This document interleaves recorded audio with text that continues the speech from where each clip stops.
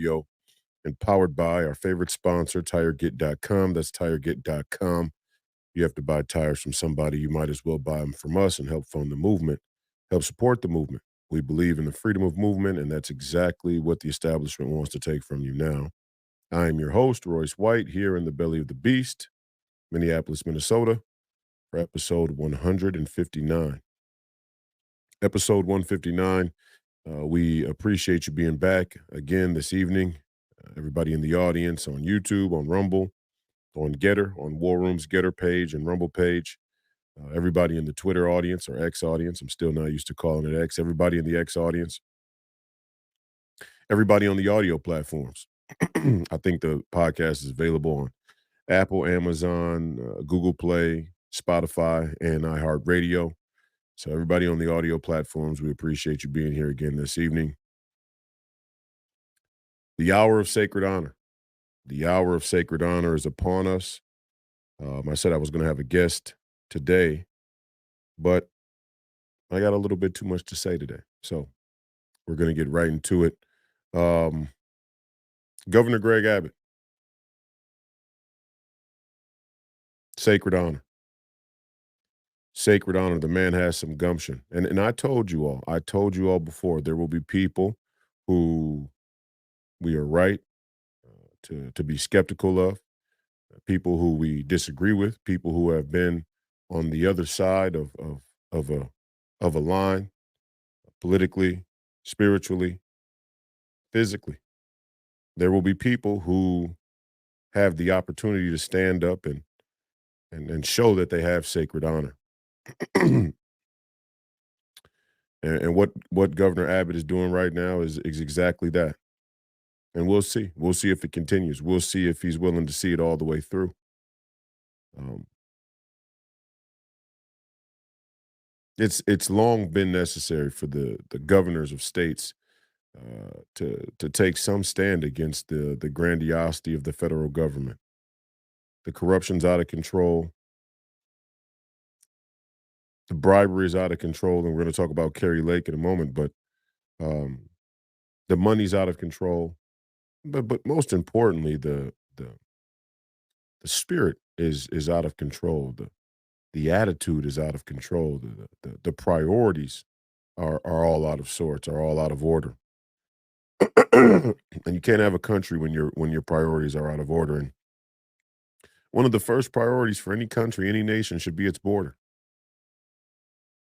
Nobody out there can tell me that you can have a nation without a border. And I don't want to hear all these illegal immigrants need to work the jobs that Americans aren't willing to work. Every time these political elites tell you that illegal immigration is something you should accept and something you should pay for because these immigrants are going to do the jobs that the American working class no longer wants to do, it should be like a spit in the face.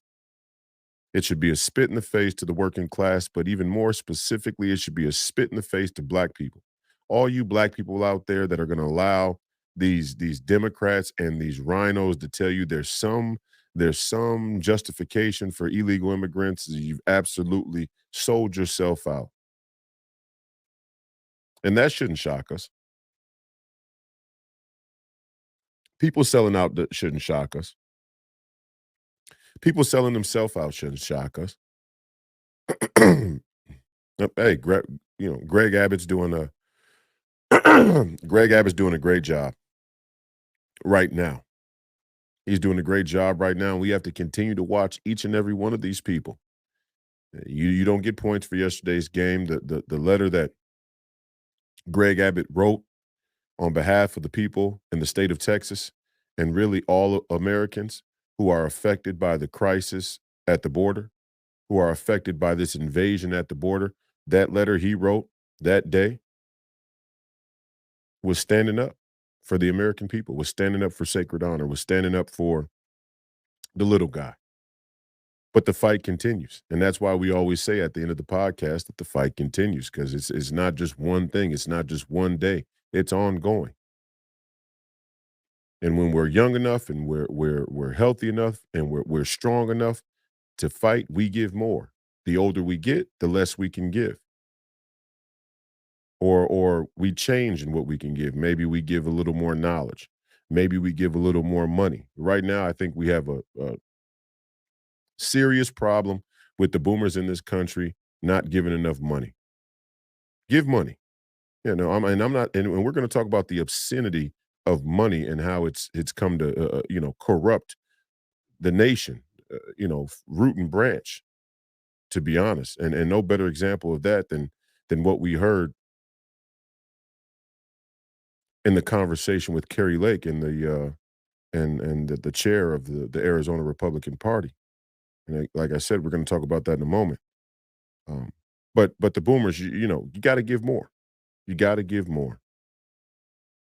There is no reason why the corporate oligarchs of this country should be able to inflate the cost of living, should be able to inflate the the the the cost of goods and services, should be able to inflate the currency and have you still buy in to their economy, their global economy, while they sell you down the river, your jobs, your children's future, so on and so forth. They sell you down the river with illegal immigration. They make excuses. These people want to work these jobs. Well, yeah. Yeah, they want to work those jobs because they're too new to the country to know that you're scamming the American working class. And that's exactly what's happening. Hell, your average American citizen is too economically illiterate to really understand the gravity of the scam that's been done against them through the Federal Reserve and through the corporatocracy and then the political puppets, Wall Street. Your average American citizen doesn't understand the financial scam that's been run on them. So of course, an illegal immigrant who just hopped the border isn't going to isn't going to be any the wiser that they're being scammed or that they're a part of a scam. They don't know. Maybe some of them know. I don't know. Maybe some of them have that political awareness. I don't know. But it really doesn't matter. The point is, we know. Some of us know. Some of us understand. And those of us who understand have to come and tell you it's a scam. It's a scam to say that the American working class doesn't want to work certain jobs and therefore we should accept unlimited amounts of illegal immigration. It's ridiculous. How do they even keep this up? I mean, honestly, you get to the point where you're watching it and you go, how are they able to uphold this lie, this farce? This is it's artifice. I remember when I wrote a letter to the Congress after they, brought Steve Bannon up on charges, and the title of the letter was "Artifice, Artifice, Artifice," which is another word for lies, intentional lies, intentional deception, fake. How are they able to keep this up? How do people not see it?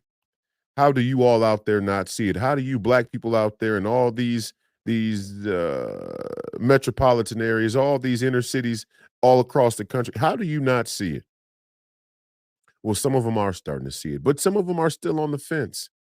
We haven't made that full exodus yet. We're not willing to close that door. We're still willing to accept a promise. I saw an advertisement or a little clip of Michelle Obama going back to the city of Chicago, and of course, they're going to promise to fund all of these programs to empower the young black girls. What how do you justify illegal immigration as a policy of the Democrat Party and try and divert attention away by saying you're gonna empower young black girls? How does it empower young black girls to have them compete in an unlimited labor pool? How does it empower young black girls to have them exposed to fentanyl and any of the other drugs that pour across our border through this invasion? How does it empower young black girls to have to worry about people who are undocumented being able to commit crimes without any real justice? How does any of that benefit young black women? More importantly, how does it benefit young black women to have their working class men not find sustainable work because you've flooded the labor pool with low cost labor? What does that do for young black girls, Michelle? I mean, these people will lie straight to your face. They have huge productions and lights and cameras and speech rights and all kinds of expert political consulting to tell you these grand lies, and we accept them. Some of us still want to accept them. Some of us still want to buy in, and I don't even think you really believe what's being told to you. I think you'd rather just turn your head the other way, you know, look away and hope that what they're saying is true. That's why this is the hour of sacred honor. This is the hour of sacred honor in America.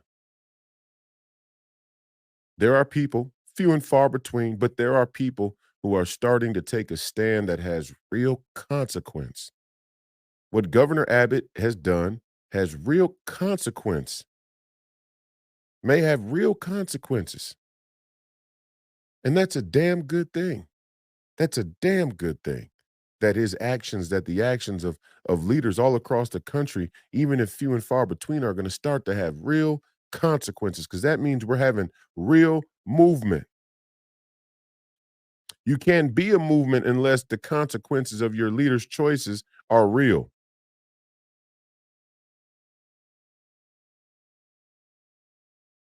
Donald Trump, the same way.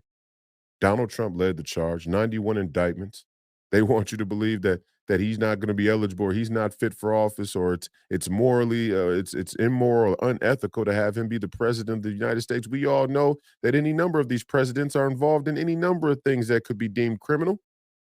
I just played the Muammar Gaddafi speech. The entire United Nations could be brought up on charges of immorality or unethicalness, if that's a word. It is now. The United Nations itself isn't an arbiter of moral integrity and ethics.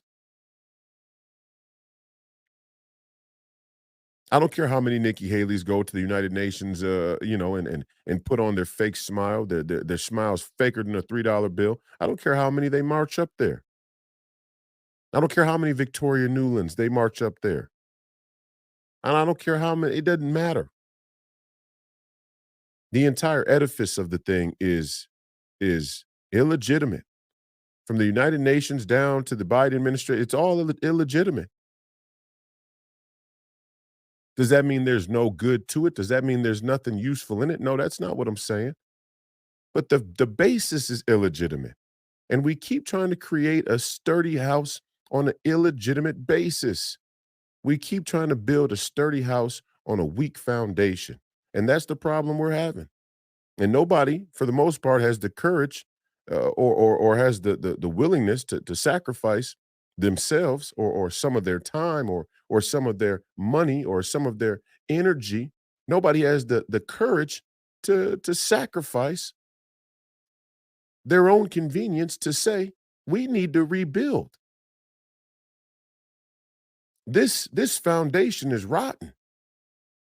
Does that mean we're throwing out the Constitution? No. Does that mean we're going to throw out the Monroe Doctrine? No. For those of you who don't know what the Monroe Doctrine is, the Monroe Doctrine is long-standing been the international policy that uh, certain countries can't just roll up to other countries and start wars, basically, or do what's deemed as aggressive, put weapons on your border, put arms on your border, and for the most part, I mean that's the short of it. Something we should remember when we talk about the Russian-Ukraine conflict. The Monroe Doctrine works in all directions, and this is kind of what Muammar Gaddafi spoke about when he charged the United Nations for their warmongering. The Security Council, this is the Insecurity Council. You guys are sanctioning wars when the powers on the Security Council decide that it's okay. You can't see, and this is where globalism just, I mean, they really pull their pants down. take a piss right on your head. They tell you it's champagne. They tell you it's raining. They tell you you should love it. They tell you it tastes great. And many of us want to believe it. Democracy, the democratic liberal order, the democratic liberal rules-based order. Give me a break. The rules are for the people who have the biggest guns. The rules are for the people who have the most power. The rules are for the people who can manipulate the biggest consensus amongst the international community. And we all know it. So don't talk to me about this democratic liberal rules-based order. I mean, that's how far down we have to go. I don't even want to talk about Donald Trump and whether or not January 6th threatened democracy. Let's go way deeper than that. Let's go way further back than that. This is what the Jason Whitlocks and those guys don't want to do. They don't want that intellectual rigor. They don't want that political rigor. They don't want to have to figure it out. They just want to talk about it. This movement isn't here to just talk about it. The smash mouth, populist, MAGA, America First, Patriot movement, we're not here to just talk about it. We're here to get down to the signal. We're here to pull the signal from the noise. And in order to do that, you have to be willing to engage in that intellectual and historical political rigor. With that intellectual, historical, political rigor. I don't want to talk about democracy until we talk about the United Nations. I don't want to talk about democracy in this vacuum of American political thought. Let's go to the United Nations because you are promoting it as protecting a rules-based order that extends well beyond the borders of the United States.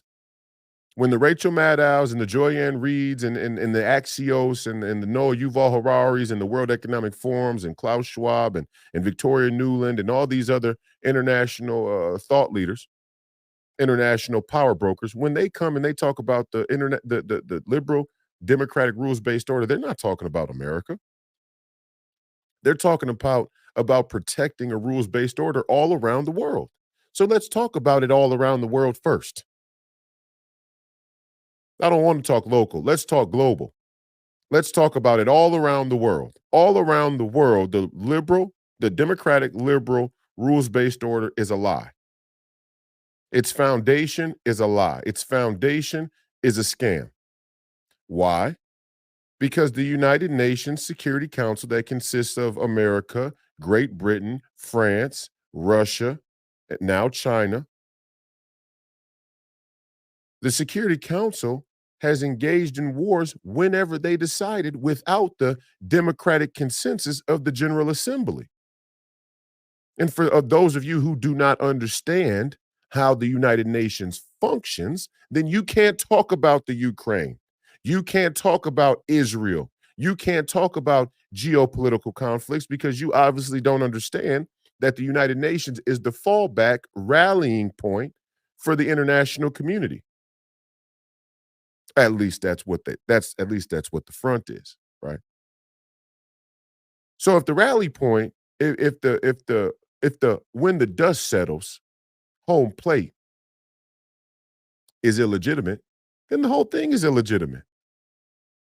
If the ruling body, like Muammar Gaddafi said, you may not like him, doesn't matter. If the ICC is not legitimate, then the entire United Nations isn't legitimate. And we know it's not legitimate. When did it become illegitimate? Well, you could pick a number of conflicts after World War II.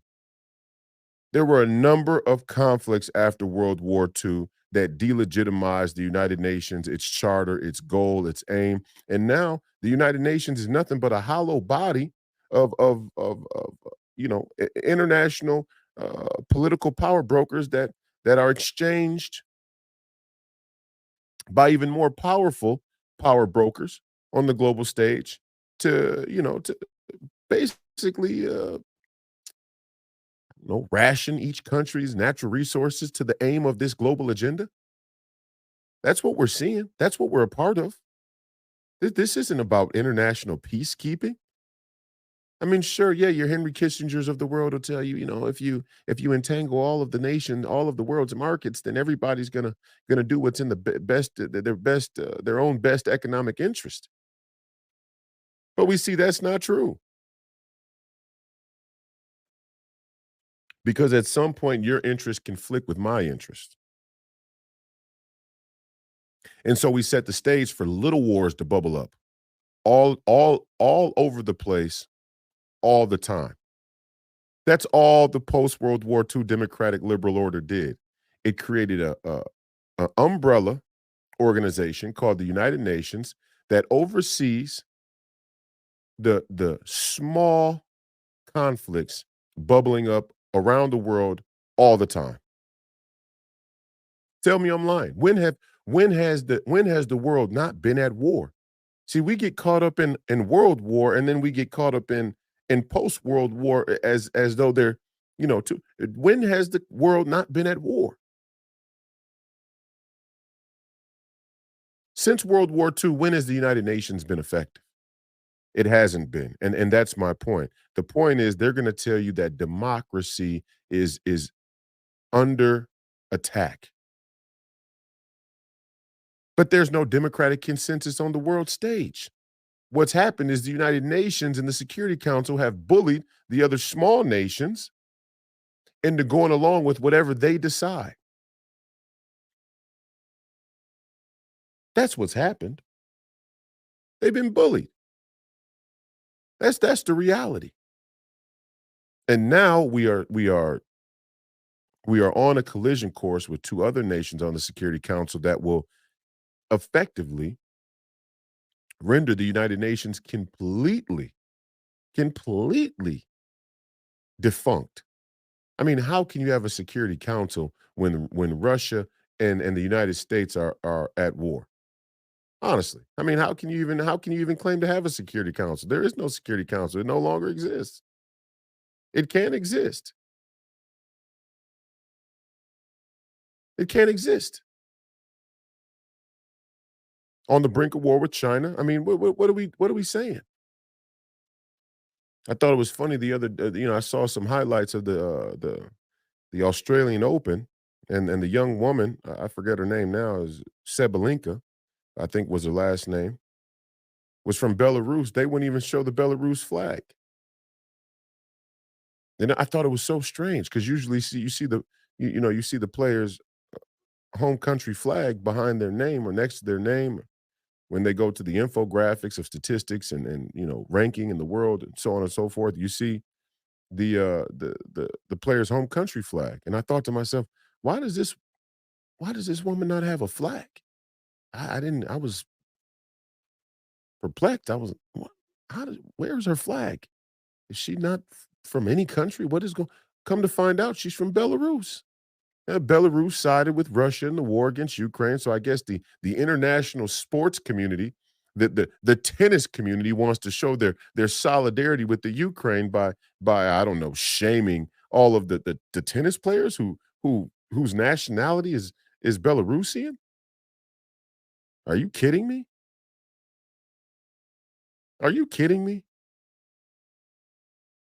But this is the posh sort of WWE political theater that we've come to accept.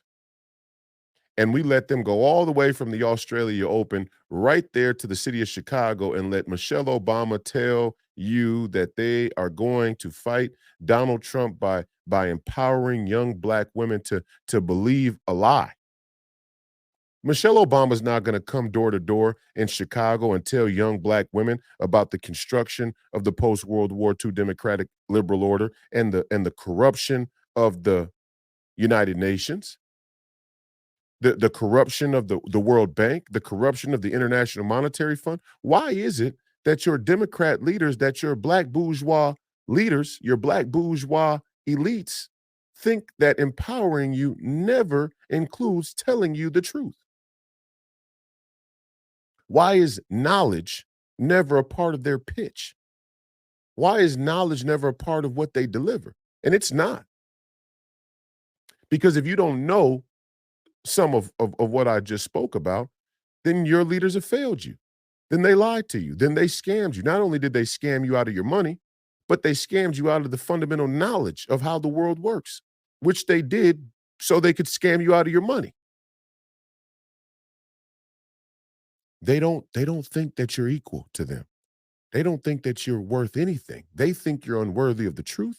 They think you're unworthy of your money. They think you're unworthy of your self-governance. They think you're unworthy of freedom. They think you're unworthy of Christ. It's nihilism.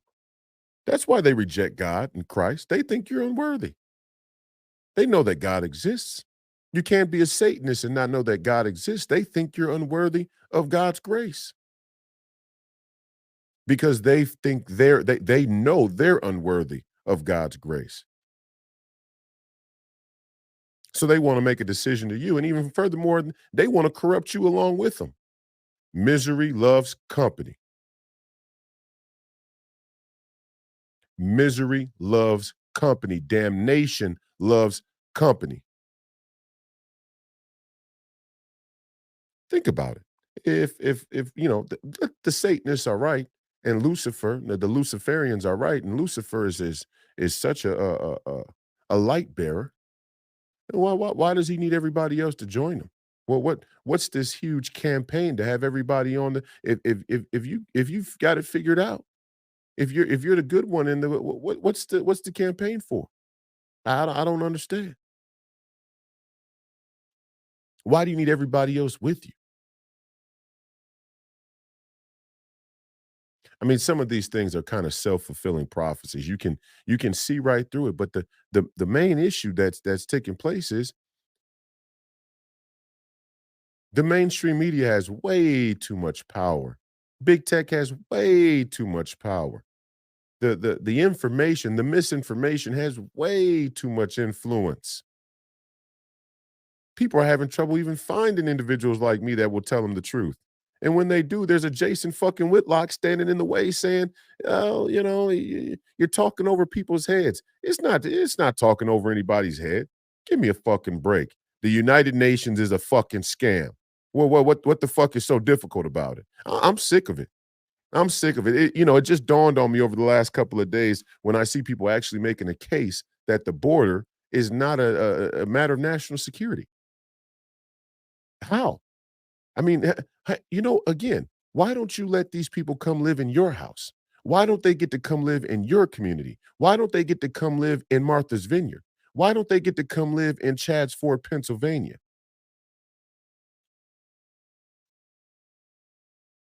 Why don't they get to come live in Baldwin Hills or in Silicon Valley? Why doesn't Mark Zuckerberg build a structure, a huge structure to house migrants? You know, Waltons. Hey, why don't the Waltons take their vast real estate empire? A lot of people think that Walmart is a retail giant, and Walmart is a real estate giant. Why doesn't Walmart take some of its retail, I mean, its real estate property and build some structures for these illegal immigrants? Because they don't give a shit. They don't care.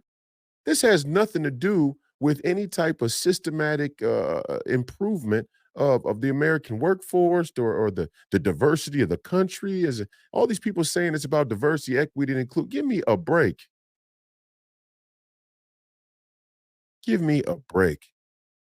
This is about the managed decline of the country, and now because the country has shown some resilience, now because Donald Trump has given a different perspective, now because young black men are leaving the Democrat plantation, now because people are asking the question of why we would let men fight in a cage with women or go into the bathroom with young girls, now because people have pushed back, they're going to accelerate the end game. That's what the fuck is taking place here. And a lot of you out there are still concerned with the language. If I see one of you fucking milk toast, conservative motherfuckers tell me to stop using profanity, I might slap the fucking taste out of your mouth. Don't do it in person.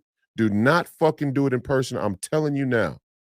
I might slap the fucking taste out of your mouth if you tell me about my motherfucking language when the border is wide the fuck open.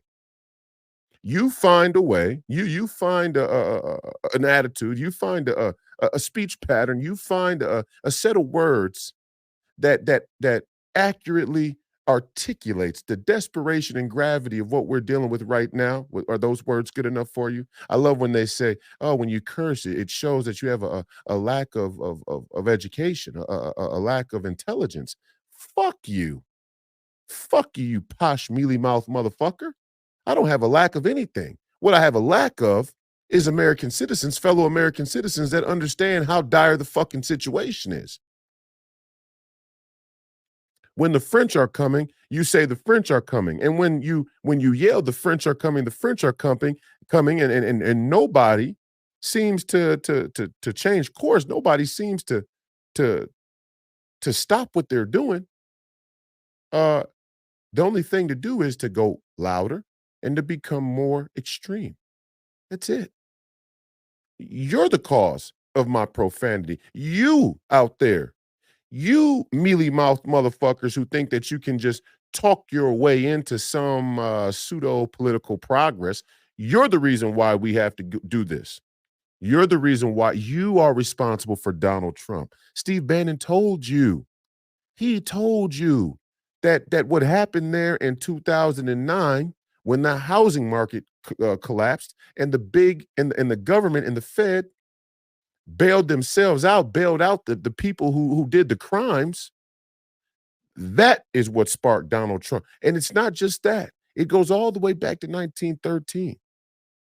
It goes all the way back to the inception of the Federal Reserve. It goes all the way back to the Bretton Woods Conference after World War II, the inception of the International Monetary Fund and the World Bank.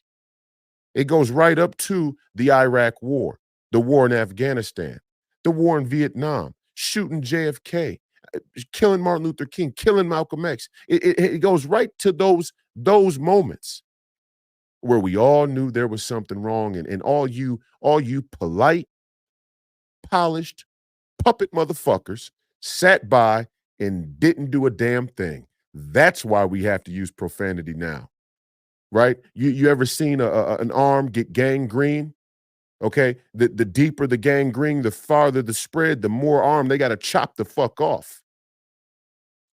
And you know the prognosis is always the same. Hey, we got to chop that motherfucker off. It's too far gone. And if we don't chop it off, you're gonna die. That's just it. That's just it, my friend. You will die. Now, a lot of people don't want to hear that. A lot of people don't want to accept that. They can't accept that. And I get it. I mean, a lot of people would just rather die. Fuck it. I'm just I can't do it. I can't do that. Okay. Okay. And like I said before, we all get to decide how the country burns now. Greg Abbott is a American hero. And it's not about what he did yesterday. Today, on this day, today, this moment in history, Greg Abbott is willing to do what many will not do, and that makes him a hero. That makes him a hero.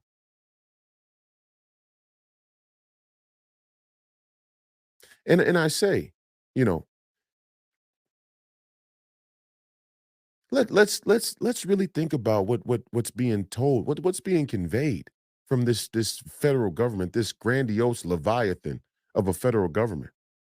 They're going to they're going to potentially risk an armed conflict between who? The military and the Texas National Guard. They're going to risk a conflict, an armed conflict with American citizens to keep the border open.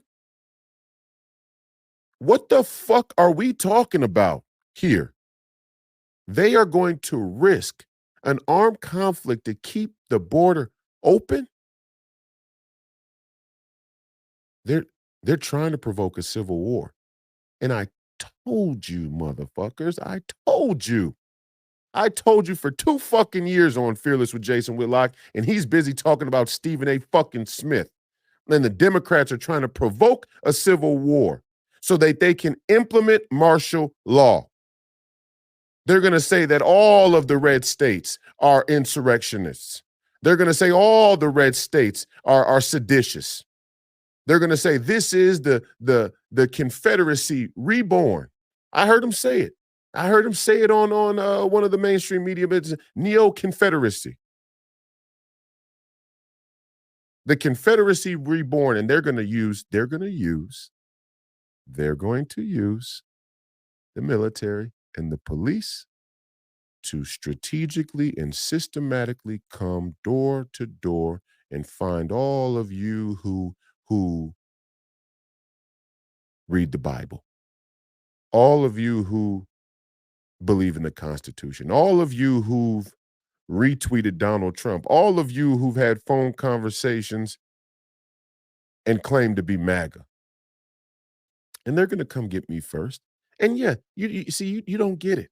Yeah, I mean, you don't get it. Yeah, there's going to be some trumped up charge. It'll be child pornography, or it'll be some financial crime, or some falsifying of a sworn document, or something even more arbitrary and benign, like inciting violence. They'll say that this is inciting violence, and they'll come pick me up, and then they'll go pick the next person up, and the next person, the next person. Before you know it, there'll be nobody left to speak on your behalf. That's Nazism. That's fascism.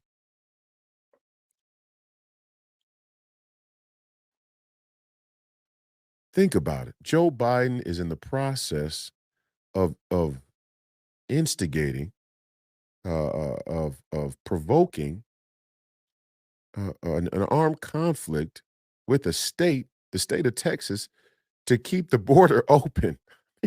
The level these people are willing to go to is almost unconscionable.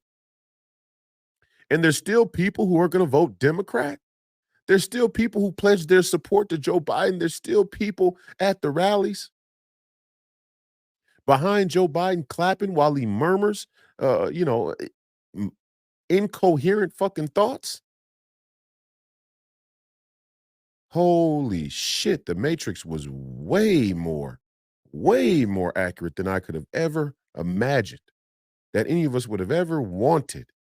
Holy shit. This is actually scary.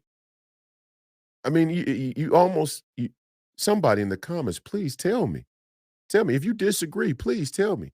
You see, none of my detractors show up to the podcast. None of my detractors, Amy Klobuchar, she wouldn't debate me. And you saw that Joe Biden in this latest speech where he murmured about beer, and the beer is in the Great Lakes and blah blah blah. You saw right before that clip. I hope you saw. I posted it on my Twitter. In fact, I'm going to end the podcast with that video so you can see what he said. So it can really sink in who we're. And I know a lot of you have already seen the Joe Biden thing, but we get new followers and new subscribers and viewers all the time. But he thanked the Wisconsin senator and Tina and Amy. He thanked the three female senators, the three white liberal senators from Wisconsin and Minnesota. He thanked them, and he said, "As long as they're by my side." As long as they're by my side, I don't have to worry about a thing. They're all in on it. Amy Klobuchar won't mention the fucking border. She won't even mention it. She's busy trying to promise, I don't even know what she's talking about. I mean, I go to her Twitter, border, border, border, border. Anybody not talking about the border is full of shit. They're full of shit. Not only is it an actual security threat, not only is it a real national security and public safety threat to have undocumented immigrants flood across your border, not only that, the bigger issue is that it's flooding the labor market, the labor pool. The corporations have already conspired to make your children, your American citizenship worthless by having you compete against the labor of the entire world, mainly China. They've already sent much of your labor to China, and the rest of it that exists here in America, they want to give to illegal immigrants from all over the world. And they say they're doing you a favor. That's what's crazy about it. And some of you believe it. I mean, you talk about white privilege. How much fucking white privilege do some of you white fucking liberals have in order to see an economic and financial Ponzi scheme like that and still clap like fucking seals. And you want to call me crazy? No, you know what? Fuck you. Fuck you and you and you and you and you and all you fucking posh, mealy mouth liberal motherfuckers. You call the black man crazy because I can see with clear eyes what the scam is. And I'm saying, well, hold up. Wait a second. Don't piss on me and tell me I should like it. Now, some people might be into that sort of thing. And if you're into that sort of thing, you're into that sort of thing. But if you're not into that sort of thing, you're not going to tell me that I should like it.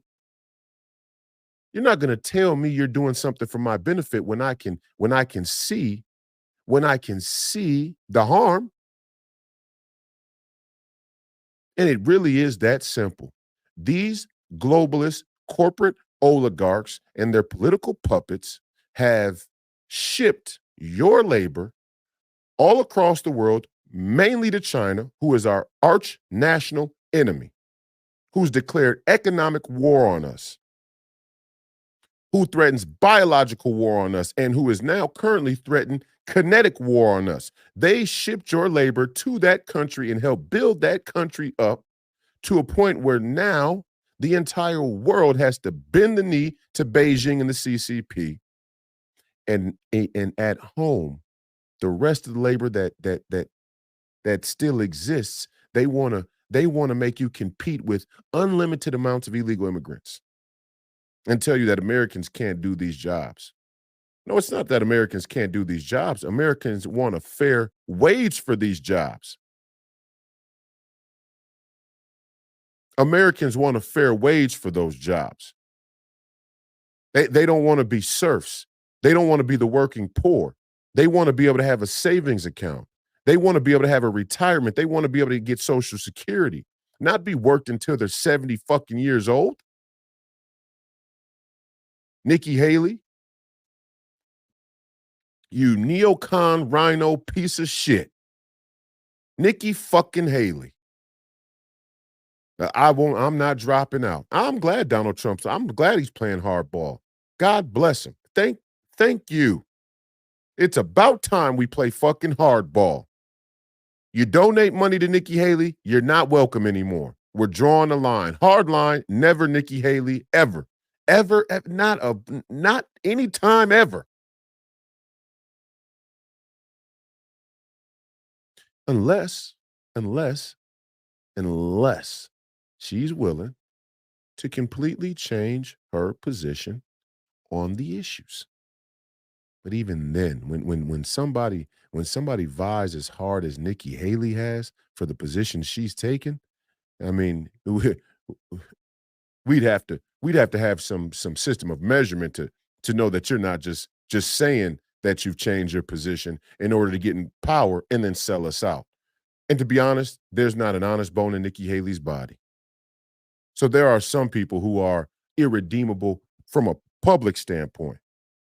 Nobody's irredeemable with God. That's for God to sort out. But to have my support, there are some people who are irredeemable. Now, some people think I'm irredeemable for some things. It could be, having multiple children, is, the anti-human cuck motherfuckers always find a way to shame you for reproducing.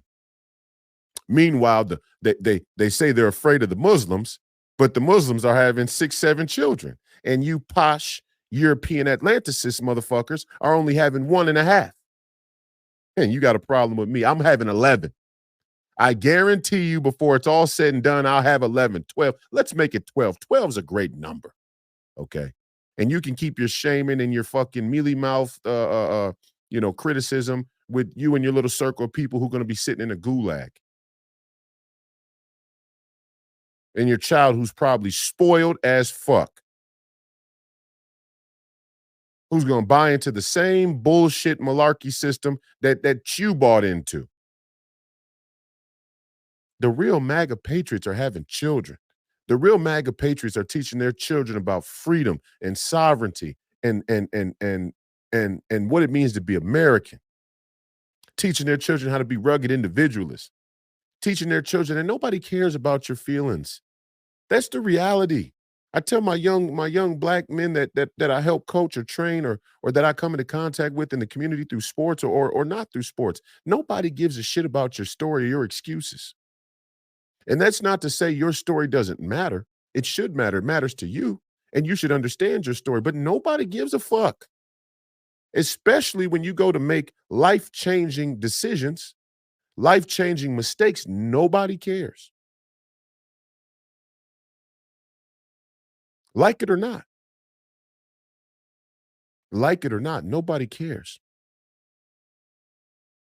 Nobody cares. Oh, well, my dad wasn't really there. And that's why I hate the whole conservative talking point about the nuclear family and fathers not being in the home in the black community. Nobody cares. Nobody there. If you want to say there's no excuses, then there's no excuses. If you want to say there's no excuses, there's no excuses. Why stop there? What is this? Oh, well, there's no black men in the home. No excuses. There are no excuses. Nobody cares if your daddy wasn't there. No, nobody cares if you never learned how to be a man. Nobody cares. You figure it out. My dad wasn't in the home. My dad wasn't in the home, and I turned out pretty damn good. I'd measure my accomplishments and my contribution to the nation against anybody. And even furthermore, I'd measure my perspective and my insight and wisdom about life in the world and human beings and the spiritual against anybody. And my dad wasn't in the home. I didn't even really come into contact with my dad until I was 13 years old. And that's not to say that my mom was right, that it was the best choice for my dad not to be around. I'm not saying that at all. But what I am saying is there ain't no fucking excuses. Don't feel sorry for yourself all you fucking want to. There's no excuses. No, nobody cares. That's the reality. Nobody cares. And maybe we should care a little more. I'm not saying that nobody caring is a good way for society to be, but that's the reality. And before we think about the little sob story we have going in our head about our own fucking life, think about how bad think not what the country can do for you, but what you can do for your country. And when you're caught up in your own little sob story, I know you're not thinking about what you can do for your country. Just like if we're playing in a basketball game and you're thinking about how many points you can score or how the game's going for you, and you shoot and you miss a shot, and then you throw one of these pouting. This week, I'm telling my team, if you miss a shot and you pout, you're running. If you turn the ball over and you pout, you're running. If I hear you on the bench pouting or complain, you're running. Because it means that you're not focused on the task at hand. You're not focused on the game. This is a team sport. And being a citizen of this country is a team game. Being a citizen is a team game. The word citizens implies that it's a team game. That doesn't mean it's collectivism. That's different. Collectivism is a different idea completely. Each individual citizen being strong enough to carry their weight and provide value to the family, the community, the state, the region, the nation as a whole, that is a team concept. And I know, I understand it. It's difficult because the two contradict each other. So we start to ask ourselves, well, where does the individual end and the collective begin? Well, those are the things we have to have courage to be able to decide and decide with some clarity, decide with some efficacy. But I'll tell you where it cannot end and begin is with an open border. That is not an efficacious way to go about American citizenship. That is not an efficacious way to go about being a nation that's has a team concept at the root of it. That is not logical. So now you're going to make Greg Abbott seem like he's a xenophobe or a racist? Fuck you people. God bless Greg Abbott. God bless the man. He's showing gumption. He's standing up for the American people. I'm glad that a governor is starting to that one of these governors is with. And all you governors, let me say another thing. All you governors out there that say that you support Greg Abbott and you don't send material resources, you're just talking. You're just blowing smoke. And that's all of them. I don't care if I like you or not. I don't care if you're mad. I don't give a fuck. It's not about names and shit and little funny fucking slogans and memes. I see it all the time. I saw one this morning as there was a meme, one of those sayings. Let me think about what it was because it really bothered me. It really, really, really, really just grinded my gears this morning. It was something like, oh, I know what it was. Here it was. I said, for all you people who say back the blue, back the troops, we're about to see where shit really is now. Now we're going to get a real look at where shit really is. And the person came back and said, I back the blue and I back the troops. I don't support assholes or crooks who wear badges or something of that nature. And my response is, shut the fuck up. Shut the fuck. You're still married to the slogan. You still think this is slogan. The slogans are done. The only slogan that matters now is America first. That's the only fucking slogan. The only dichotomy is nationalism and globalism. The only dichotomy is people who believe and people who don't believe. The only dichotomy now is people who believe in freedom and people who don't believe in freedom. All this back the blue and back the fuck all that shit. Bullshit. Slogans to make you feel good, to make you feel safe. There are no more slogans. And right now, you're going to get a real look at who your law enforcement officers and who your servicemen and women really are. Because I guarantee you, if Joe Biden decides to push this button to really push this thing forward, like I think they may actually do, if he decides to do that, who do you think he's sending to Texas? The military, the troops. Now, will those troops stand down? Will there be a mass exodus of the United States military when the crisis at the border is obviously an invasion? Will the United States military, men and women, and higher-ups and admirals and colonels and everybody else with the pretty fancy badges and resumes and tours and whatever else, will they stand up and say, this is not right? We are not going to follow this order. Will your sheriffs, will your police, we know your FBI, we know the intelligence community won't. I mean, we know what they'll do. They'll go hire mercs from some other country if our military men and women won't follow the orders. That's how ugly things could really get. You guys don't really realize yet, but I see it coming. And a lot of other people see it coming too. This shit could get nasty. And you're going to see just how false your sense of security was in these institutions and in these slogans. We're going to see now where everybody's at. And good. Great. You know what? It's about damn time. It's about damn time that some people took some real stands and we could get a real look at where everybody is. Kari Lake, for example. Kari Lake tells them no. 10 million, 20 million, 30 million, $1 billion. It's not about the money. That's sacred fucking honor. And a lot of you men out there, a lot of you men need to take note of the balls that Kari Lake showed, that you heard Kari Lake show in that recording. Because I think there's still a lot of you out there that would take the fucking money. See me, I'm long past taking them, which is why I would put my resume up against a lot of yours. My integrity. 100 million, 200 million, could have made it easily in the NBA. They're giving people 60 million for 3 years that are those are the mid-level exceptions. Not to mention the 300 million like my boy Jaylen Brown just got from the Boston Celtics. I told him earlier, keep the money. This shit ain't about the money. You people are corrupt. You people are full of it.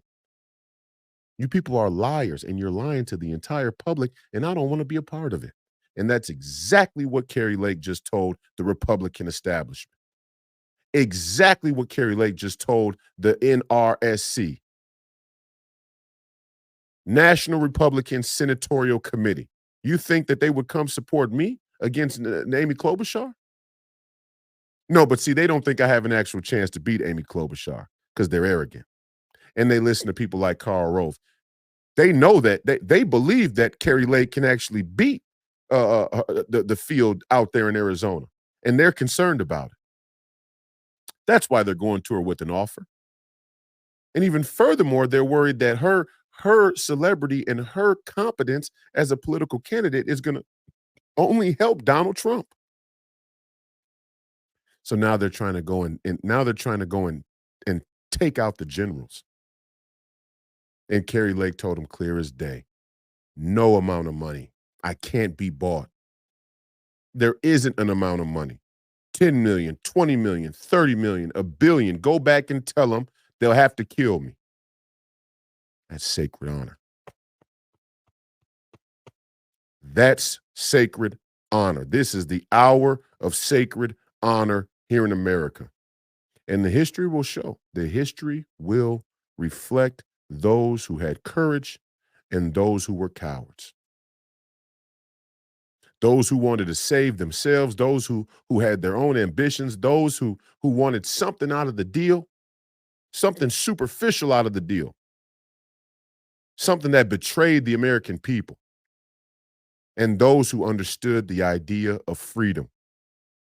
This is the hour. This is the hour of sacred honor. Greg Abbott, point. Keep going. Let's see. All you other Republican senators out there who support Greg Abbott, who don't send material resources, you're just blowing smoke. You're just talking. Blah, blah. That's all I hear. Send material resources. Send some of your National Guard.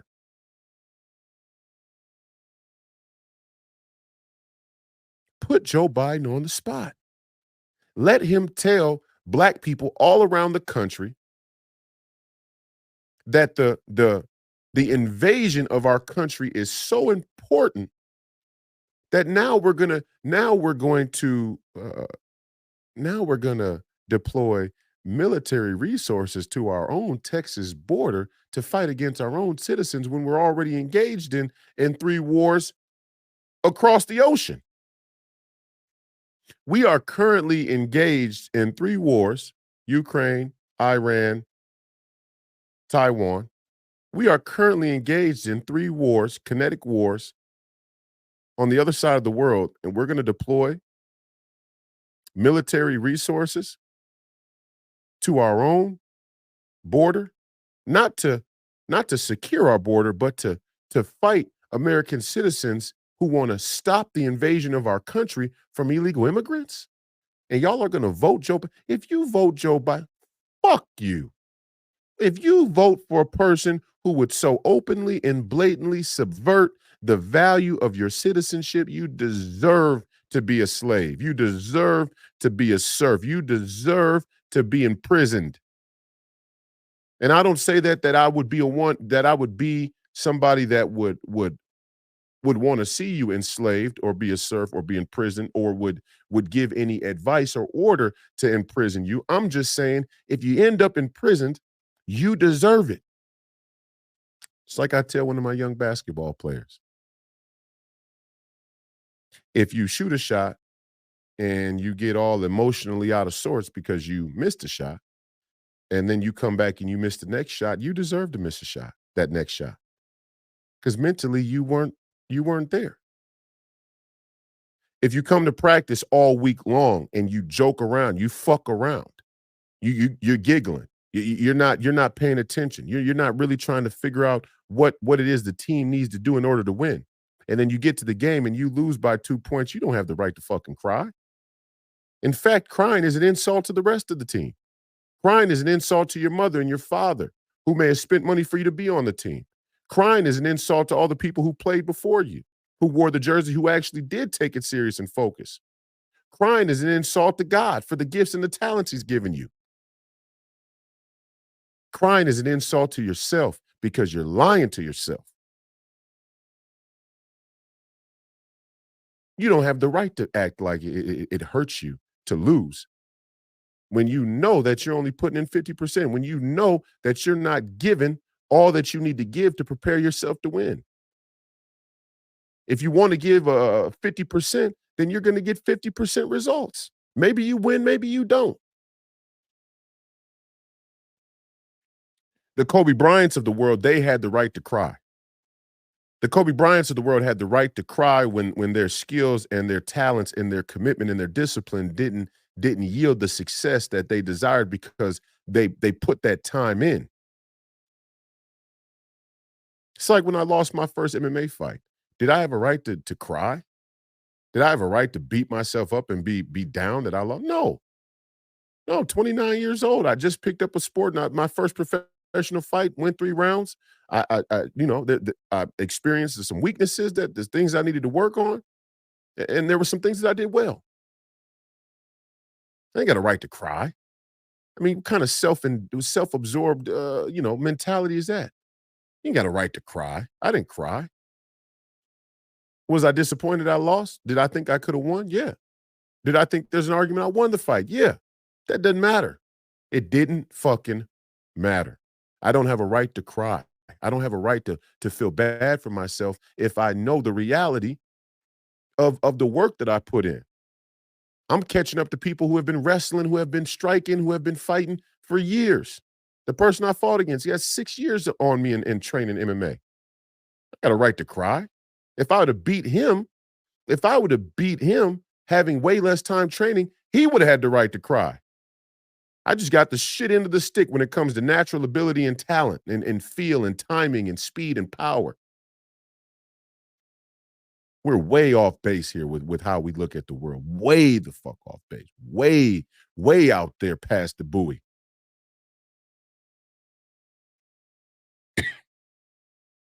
Treading shark-infested waters. Intellectual sharks. Physical sharks too. Intellectual sharks. Financial sharks. Philosophical sharks. Spiritual sharks. We're way out past the buoy. And it's the way that we think that's going to be it's the way we think that's going to be the straw that breaks the camel's back. How much time and energy do you think they're spending right now in trying to game plan how to discredit Kari Lake, how to assassinate her character?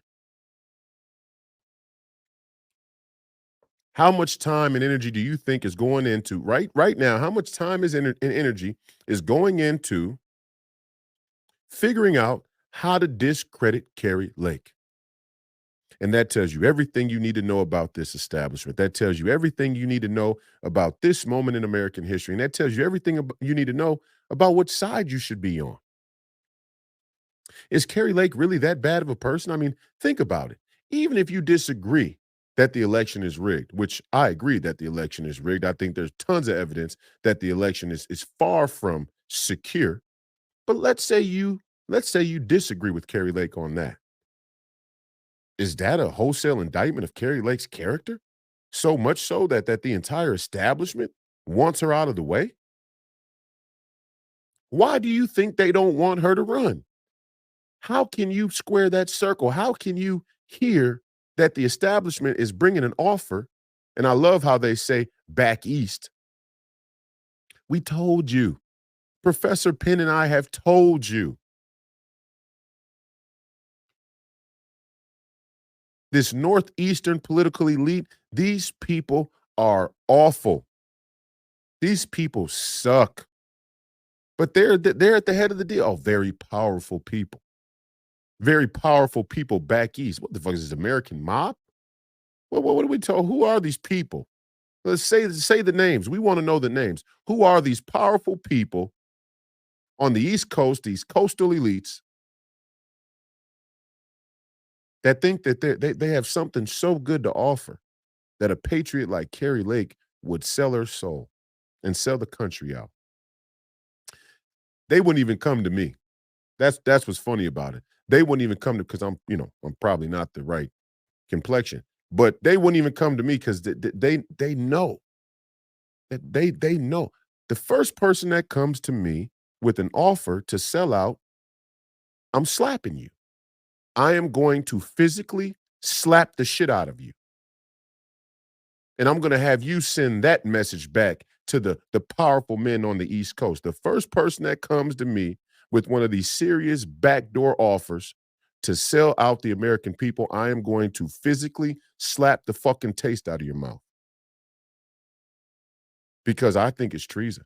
Honestly, when you come to an American citizen who is a political candidate and you try and you try and have somebody bribe them or you offer them some type of bribe to sit out an election cycle for some amount of money or some type of special perk, especially when the country is in dire straits, you are a traitor. You're a fucking traitor. And anybody who doesn't take American citizenship that serious, just leave. Just leave the fucking country. Go live somewhere else. Go to fucking Angola. Go live in Bali. I hear the exchange rate is still great in Bali. You got all these millennial or white liberal yoga freaks going to live in fucking Indonesia in the jungle and shit, Instagramming it, eating good, taking their American money, living off a couple of $100 a month or some shit like that. You go live there. Let's see how well you're treated in Indonesia when China takes over the entire South Pacific and they go door to door, country to country. Then we'll see. Then we'll see how good your American dollar is in Indonesia. Then we'll see how amenable the CCP is to making sure you get back home with your American passport. If you don't understand how valuable American citizenship is, how valuable freedom is, how valuable the things that the civil rights leaders, many of them, some of them, fought for, just leave. But what you're not going to do is try and convince the rest of us that we should follow. What you're not going to do is try and convince the rest of us that we should be ashamed because we value those things. You're not going to convince the rest of us we should be ashamed that we believe in Christ. Joy Ann Reid, fuck you. Fuck Joy Ann Reid and Rachel Maddow and the rest of them. And you can take your mealy mouth, posh, educated, Atlanticist, Ivy League, esoteric lexicon, and shove it right up your fucking ass. You take that fucking wig, you set it on the mannequin, you take your elitist worldview and you shove it right up your elitist ass. Because there is not a single ounce. There is not a single ounce of any leverage you people possess that could ever get me to be ashamed that I'm a Christian. There is not a single dollar amount. There is not a dollar amount I could think of that would get me to say that I'm not Christian. And what's beautiful about that is I may be going to hell. I may be damned. My soul may be damned. But I would take the damnation before I take a throne in hell under Satan, which you freaks. And that's what you need to understand. And you all are about to get a serious wake-up call now. Because the people of Texas, Greg Abbott, that's just the beginning. It's just the beginning. And you can try and use the army, you can try and use the police, you can try and use the courts, you can try and use your international and global friends, you can try and use the money, you can try and use whatever you think will work. The reality is the human spirit longs for freedom. The human spirit yearns for freedom. The human spirit understands the importance of freedom, that free will is an intrinsic part of human consciousness. It's an intrinsic part of the human condition. And therefore, it is something that we can never give away so easily. And we won't give it away. We will not give it away. The hour of sacred honor here in America. Greg Abbott, Kari Lake, Donald Trump, Vivek Ramaswamy, myself, Donald Trump Jr. It's a lot of them out there. Hell, I even like that Colin Powell went independent. Oh, and the establishment. You may not like Colin Powell. I mean, I'm sorry, not Colin Powell. I'm sorry. Excuse me. Dr. Cornel West. I love that Dr. Cornel West went independent. I love that RFK Jr. went independent. Like them or not, like them or not, the spirit that's rising is an anti-establishment spirit, and that's the right spirit to have, no matter how organized your worldview is on a particular issue, on a particular set of issues. We don't all have to agree. We don't all have to agree. We shouldn't all agree. As far and as wide as the misinformation is, as blurry as the history has become, how could we all agree? It's impossible. But there's a common denominator. There's a common thread, and we need to find that common thread right now. Line them all up. Get them all in a room. We want them all in the room. All of them. RFK Jr., Dr. Cornel West, Vivek Ramaswamy, Donald Trump, Joe Rogan, Dana White, Tucker Carlson. We want them all in the room. We want them all in the room. Alex Jones, Steve Bannon. We want them all in there. Minister Louis Farrakhan, bring him in there. We want them all in there. Everybody who the establishment has gone out of their way to silence, we want in the room. We want talking. Let's get these people together and hash out their ideas. Maybe what comes from it is a perspective that we didn't even know was out there for us to find. But part of the problem is all of these people are being attacked, silenced, and siloed off in their own individual, in their own little individual location. Rally cry. We need a rally cry. We need a rally point. The rally point is America first. Very simple. Why? You're all American citizens. If you don't like being an American citizen, feel free. Go somewhere else while your passport and your currency still allow you to. When the currency and the passport crash because of the elites that you ran from holding accountable, look, you ain't gonna have to say don't come crying back. You're not gonna come back crying. You're not gonna be allowed to come back. And that's the reality. So, I mean, you saw what happened to Brittany Griner. And they went out of their way to get her back. She was this close. She was this close. Oh, and Vladimir Putin played it to you guys got to understand. Vladimir Putin is being nice. I don't even know what game they're playing at, but I think Vladimir Putin is being somewhat nice to us. That there's something going on here. There's something more going on here than meets the eye. And Tucker alluded to it. Tucker said, why would they drop a bomb on us? Why would they bomb us when they can just turn off the power grid? And why haven't they done it? I don't know. I don't know. I don't know why they haven't done it. I can't quite figure it out. I'm still working on it. But time is going to reveal. Time will reveal. It's conceivable they're all in on it together. It's conceivable that all of these heads of state from around the world are in on the conflict together just as a form of theater to justify any number of agendas. That's possible. And don't ever discount that possibility. Don't ever discount the possibility that the old narratives about conflicts between nations has now morphed and evolved into nothing more than international political theater to justify agendas that many of you don't even really realize are in motion. False flags.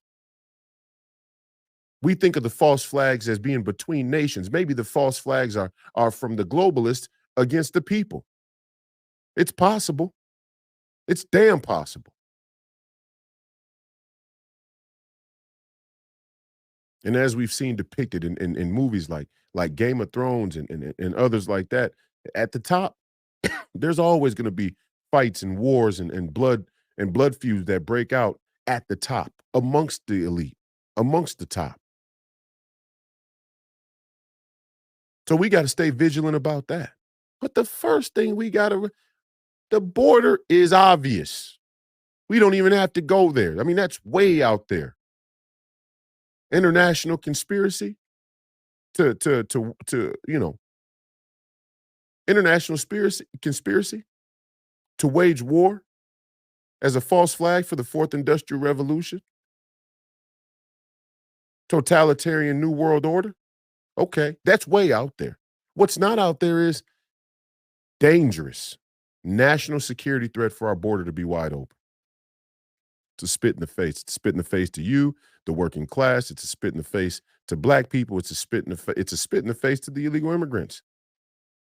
Because whether or not they know it, they're basically being brought in to become serfs, a permanent serf class. And what's really scary about it is, this is the most scary part, and I'll say this before I leave. The scariest part is when the Noah Yuval Hararis are openly saying that the future is going to consist of drugs and video games, that the future is going to belong to drones. The future is going to belong to the robots and the humans that are artificially created. Humanoids. When Noah Yuval Harari, who is the thought leader, the right-hand man of Klaus Schwab in the World Economic Forum, these are your leaders, whether you know it or not. These are your leaders. When they're saying that the future belongs to computers, the future belongs to robots, the future belongs to the internet, the future belongs to drugs and video games, that's what you all are going to need in order to survive this next era. What they're really saying is that the illegal immigrants and the labor story is just a stopgap. That's a stopgap for the future. In the future, they're going to unleash these people on you, and they're not going to have to give an order. When the economy starts to shrink, when the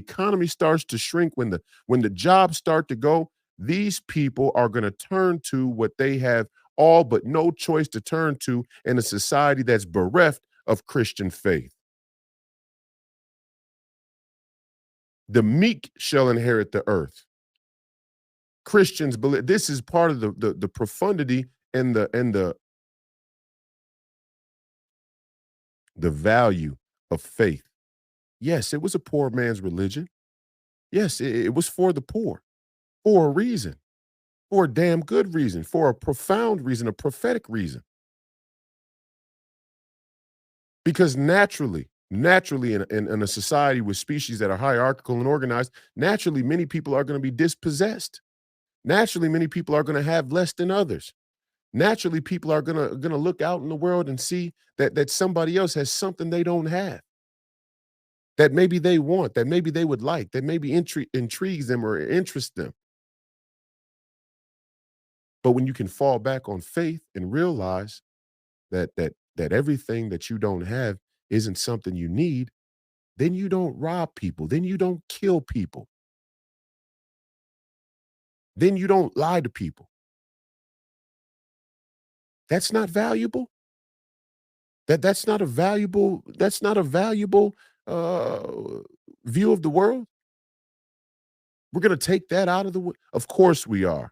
We're going to take that out of the world, and then we're going to flood illegal immigrants that are coming in the country on the sole basis that there's some material opportunity here that exists that doesn't where they came from.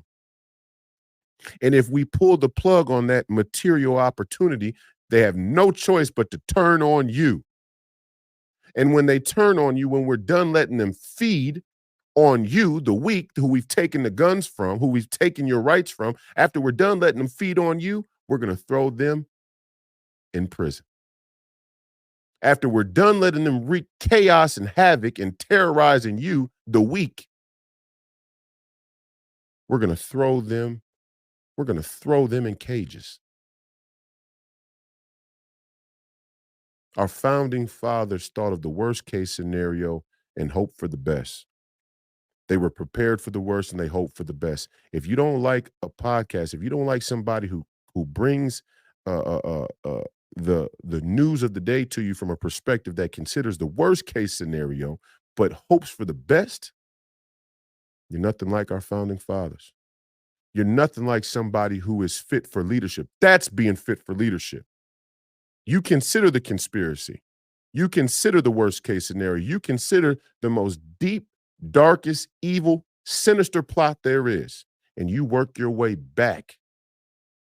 You work your way back to a good day at the office.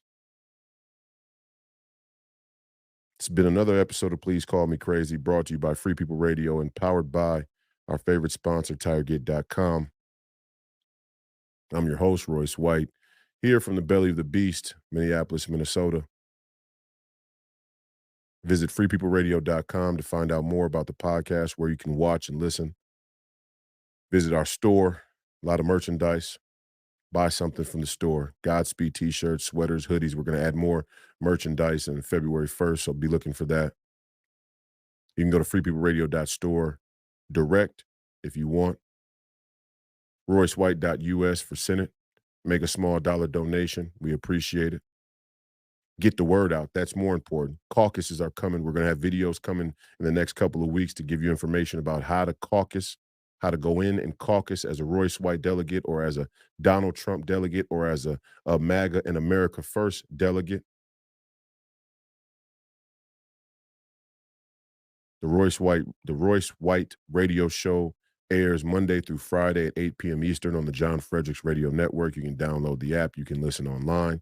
We're going to have that on the Royce White USA YouTube channel. If you haven't already, please go subscribe. We are going to be posting the replay of the radio show on Royce White USA YouTube channel.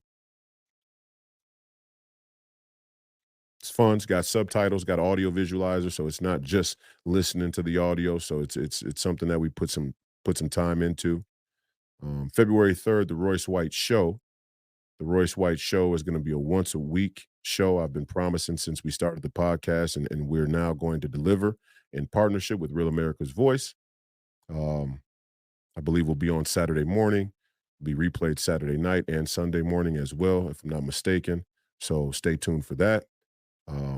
We look forward to that. We look forward to joining the Real America's Voice cast, the great Steve Bannon and the War Room Posse, adding to the War Room Posse. The Royce White Show is just an extension of the War Room Posse. So thank you to the War Room Posse. Thank you to the War Room, everybody who makes the War Room go. Steve Bannon, the great Maureen Bannon, the great Grace Chong. Shout out to my good friend Sean Bannon. We look forward to seeing the whole Big Three crew coming up here in a few months in June. So it's not, still got some time, but it's coming fast. Thank you. Thank you, Greg Abbott, for the courage that you've shown over the last week. Uh, we hope that, we pray that you can remain steadfast in your opposition of this invasion at our southern border. Thank you, Kari Lake, for your courage in denying this offer to sell out the American people. We appreciate your fortitude, your fight. Thank you, Donald Trump. Thank you, Donald Trump, for your leadership. We appreciate it, and you are always in our thoughts and prayers, because America needs leaders. People need leaders. And your leaders aren't always perfect, but they can do some good. They can stand for some good things. Thank you all. Thank all of you out there for your viewership and listenership today and in the future. We look forward to seeing you again on Monday evening Again, listen to the radio show Monday through Friday at 8 p.m. Eastern on the John Fredericks Radio Network. That's it for me. I may do another episode this weekend because of how much stuff is going on. Um, we'll see. Subscribe and like the channel. Drop a comment wherever you're watching, whether it's in the live chat on Rumble, whether it's YouTube, or whether you're watching on Getter. Drop a comment, a real comment, help the algorithm. We know we're being throttled. My Twitter account's being throttled. People are saying that they're liking my tweets and then they're being unliked, or they're trying to find my material, trying to search me on Twitter and they're having a tough time finding it. We know we're being throttled. And that says something. I mean, look at all of the people who they even allow to be out there, to have and look at the people who they throttle. Of course, they're going to throttle me. I'm one of the most dangerous things I'm one of the most dangerous things the establishment can see out there on the horizon. Because they know if the black community goes, the whole house of cards falls. So they got to keep the racial tension high. They got to keep the racial tension high over here somehow, and they got to suppress the voices who represent a diversity of thought, a diversity of political, philosophical, spiritual thought that challenges their status quo. So like, subscribe, leave a comment, share the podcast. Feel free to clip it. Take some clips, take the content, clip it, repost it. We appreciate it. We appreciate your feedback. We appreciate your emails. Again, you can figure out how to get in contact with the campaign at roycewhite.us. Shoot us an email. Anybody here in Minnesota, we see your emails. Every event that is going to take place here in Minnesota over the next 7 months leading up to the campaign, I'm going to be involved in. All you have to do is leave an email, and we'll contact you and share the details about me attending the events, whether it's at your with your group or organization, or whether it's at your BPOU or Senate district or whatever it is. I'm coming. And we're going to weed out these Republicans who had the audacity to go behind the scenes and get the promise from people to not support Donald Trump, only to now see the RNC say we should rally behind Donald Trump. How dishonest. We'll take it. Fine. You want to concede? You want to throw in the white flag? We get it. We get it. But don't be thinking. Don't be thinking that we don't know who you really are. Don't be thinking that means that we'll forget who you really are. We're not forgetting, and we're not going to forgive. Not this time. But we will take the support in the interest of saving the country. The fight continues. Don't die a jerk off. And as always, Godspeed.